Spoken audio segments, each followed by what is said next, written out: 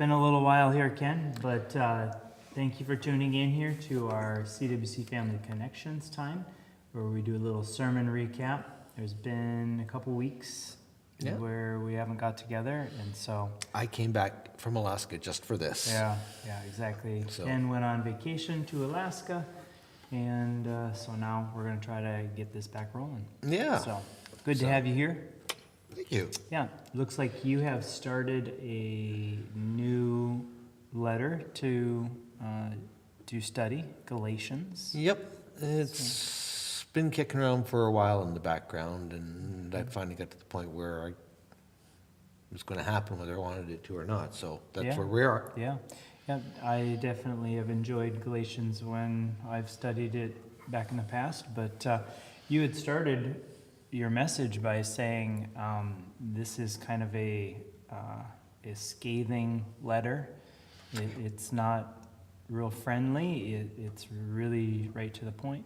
Yeah, I like I said, I mean, I know a few messages ago I did one of the a thing on what I like about Paul, and one of the things I like about Paul is he can be sarcastic. He is a writer's writer. Sure. And we'll see a little later on in the letter, he uses sarcasm in there and everything. He's got a sharp tongue in here. Yeah. And you had mentioned during the sermon here on Sunday, pretty much the reason why is because he was seeing some things from the churches in Galatia, which you said is not a city, it's just a region, that he was deeply concerned about. And I think one of the main terms that you used on Sunday was legalism.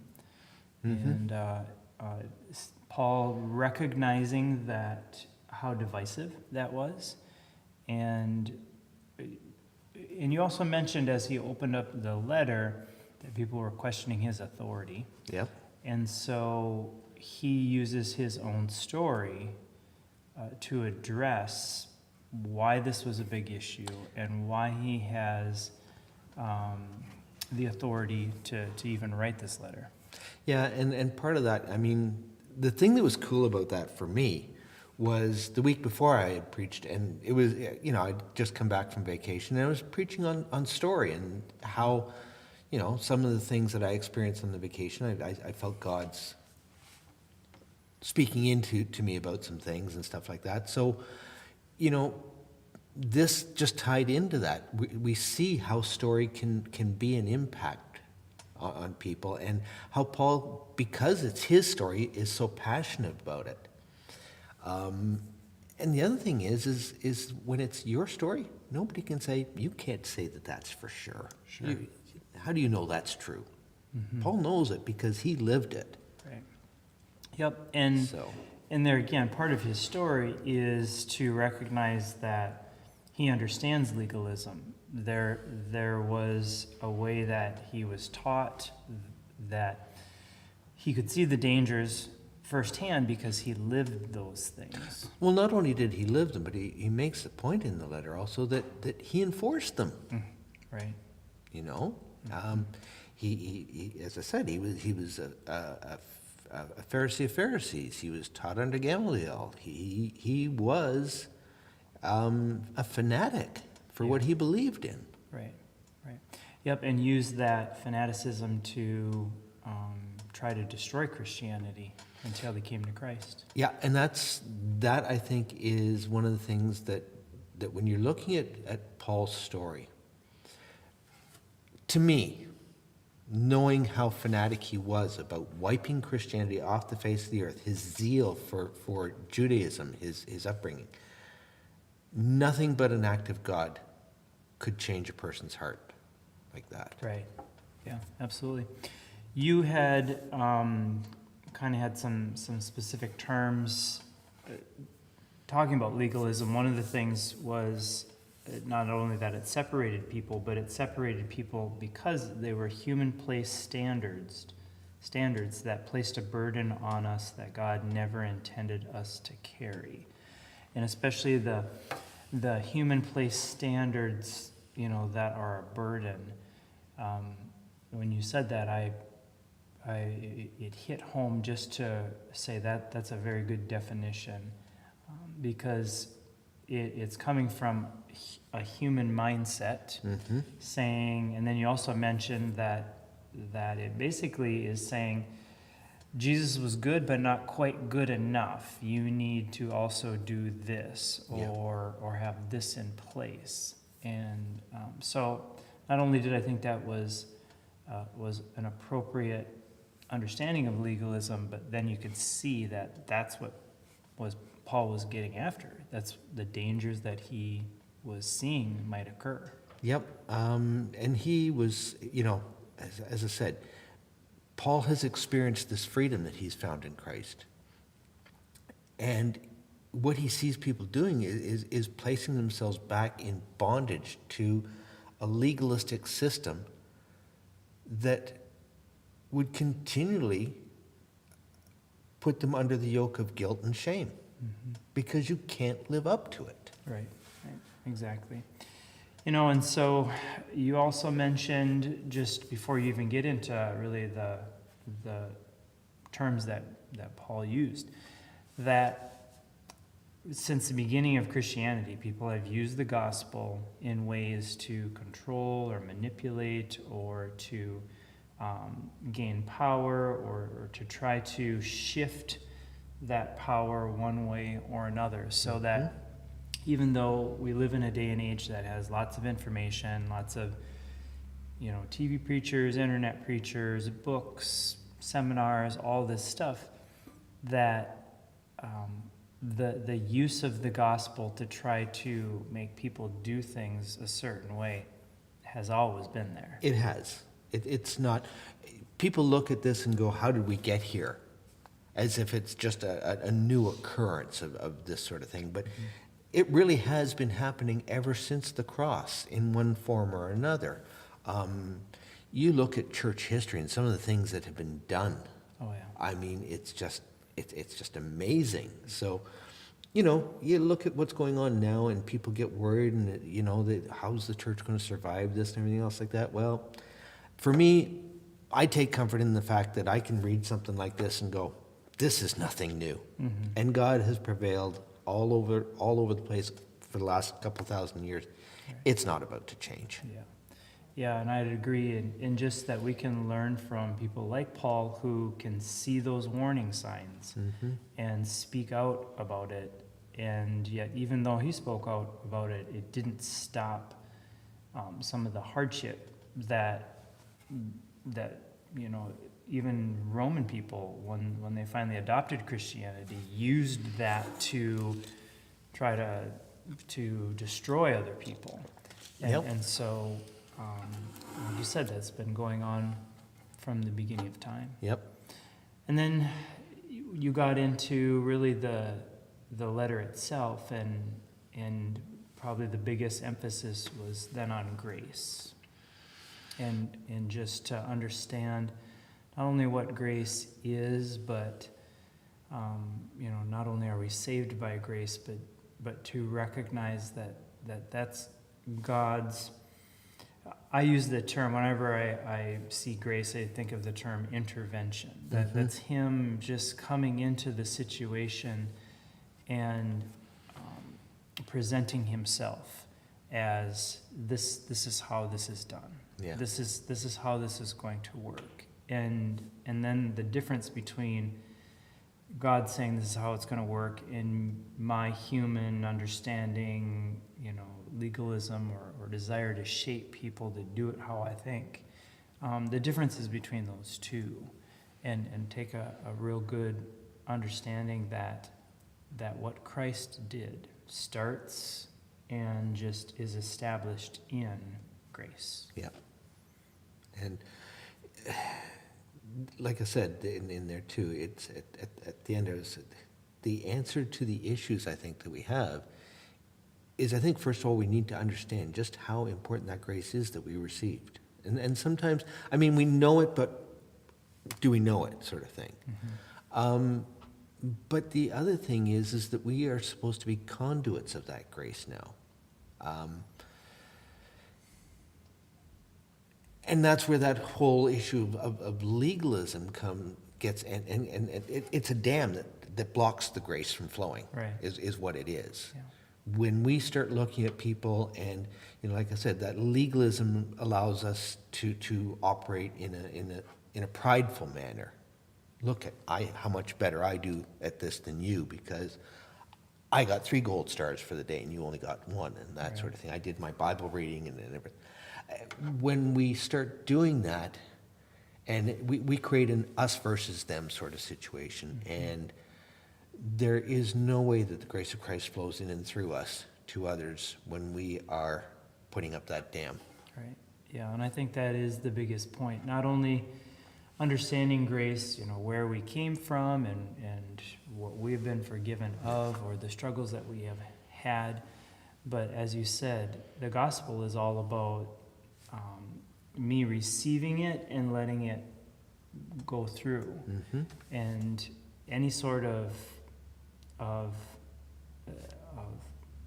legalism or any sort of pride or any sort of I did it the right way, or comparing yourselves, it will stop that grace from really being extended to other people. Yeah, and anybody who questions that or anything like that, I think Paul also addresses that right up the front too, because he lets people know, hey, I'm not here because a bunch of guys that hung around with Jesus sent me here or anything else like that. I got my marching orders on the road to Damascus. Mm-hmm. And by the way, the gospel that I'm sharing with these people that you're messing with, well, it ain't from people. Mm-hmm. I got this from Christ direct. Mm-hmm. Yeah. And when we think of it in terms of that, I end up looking at how I apply the gospel and so that sort of thing, and it makes me all that more cognizant of the fact that I need to be fully aware that I'm not wrapping the gospel in my layers of understanding and wanting to have it suit a particular issue. Right. I mean, I don't really think the gospel is that complicated. Yeah. Well, and even, you didn't quite mention it, but, while Paul had that encounter with Christ, he sat under or in a position to really absorb it and see how it applied. And then he did ask the apostles, is this in line with what you have been taught? And if so, I would like to go and share this with other people on a missionary journey. Yep. And they were the ones that said, all right. Yep, and that's part of the next part of this is that the message, first of all, is from God, and the fact that it is from God has been confirmed by those who were apostles. Right. So there's no room for wiggle in here. Right. This is honestly what is the message for the Gentiles. Well, very good. Yeah, and I'm excited just to hear, the rest of not only that subject on how Paul really confirmed it and then found himself in a place to be on these missionary journeys, but also just the things that he addresses in the letter itself. Mm-hmm. And like you said, it's point blank. It's real. It's not trying to fluff people up. It's saying we are on a mission, and there is something that if we are not mindful of, is going to come in and undermine everything that Christ intended. And you could say, oh, well, we'll figure that out. But that's why Paul wrote the letter. He has now seen that legalism coming and starting to already undermine, and has some strong words. Yep, and again, for the body as a whole, I think the warning is applicable to us also, that we need to stop and we need to consider who's the message coming from, how does it line up with what Jesus said, how does it line up with how he lived. Right. And like I said, I mean, I can just picture Samuel going, "Oh, Israel, I have a word from God, and for a small, Small price. small price, I will share it with you." And I just don't see that happening, so. Well, very good. Thank you for sharing that. Yeah. And look forward to just seeing where you're going to go with that in the future here. Yep, well, we'll see. I've got to start, I've been chewing on it already, so Yeah. we'll see, so. Well, we do have some announcements Yep. for everybody here. So do you want to start off with our first one? Sure.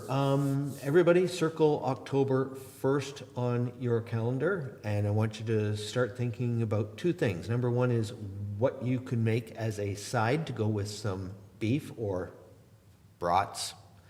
And two, where you can get a hold of some ammunition, because it's time for our third annual Beef and Bullets. And we're going to have to change it to beef bullets and archery, I think, this year too. Oh. So we're probably going to do a little bit of archery. Okay, well, that sounds So, I need some and that help on is, again, that's October 1st from noon till 4, and it is going to be at the Shane Rock Estate. Okay, very good. Which is out past Finlayson. We'll provide directions as we get closer, but, so October 1st, keep that date circled. Saturday, October 1st, noon to 4. Noon to 4. Okay, sounds good. Bring your appetite and bring guns. Firearms and Ammunition. ammunition, Yeah, and ammunition weapons, is hard you to know. find right now, so, yeah. And then the following weekend, we are going to do our yearly rummage sale. Yep. And we're going to do that here at the church, so that will start on the 7th and the 8th. And I think pretty much that last weekend in September, we will start to take, the supplies that people might have and get them ready. So if you have done your fall cleaning and you've put some things aside, then we will give you directions on when to bring some of those things here to the church. But just to know that we'll need a little bit of additional help to not only get that set up, but to be here when that sale is going. Yep. So, but that will be that second weekend on October 7th and 8th. So, all right, anything else? Stay tuned next week, because there's going to be I think there's going to be a boatload of other things going on that we're going to be providing information for, so. A boatload? A boatload. Wow, you were just on a cruise. Is it that big, or is it like a fishing boatload? Well, no, I was on a ship. Oh, So you can put a boat on a ship, but you can't put a ship on a boat. no. That's how we figured out what the difference is. Yeah, exactly. That wouldn't be advisable. So, but All it's a right. boatload. Okay, good. So a handful of things. Yeah. Good. I will also be preaching this coming week Yep. as well. So So chewing. Yep. next week we'll trade seats. Yep, chewing on some things there as well, and so pretty excited to share some of that information. And one last one. Mhm. I know we don't have it written down, but just as usual, I'd like to invite people out to the Empower Hour. Sunday mornings, starting at 9:30. We go till 10:15, so it's the Empower 45 minutes, but It didn't rhyme as well. I know. It has been generating some fantastic conversation, some real good stuff in there. Yeah, good discussion and. Good discussion, and there's a sense of coming together in there too. Yep. Community. Yeah, So- it's open. We have to be open to talk about some of the things that we're dealing with, struggling with, and it gives us an opportunity to get some information, and that's really where I got the word empower. When you want to teach or provide something that can be useful to somebody else, that's to empower.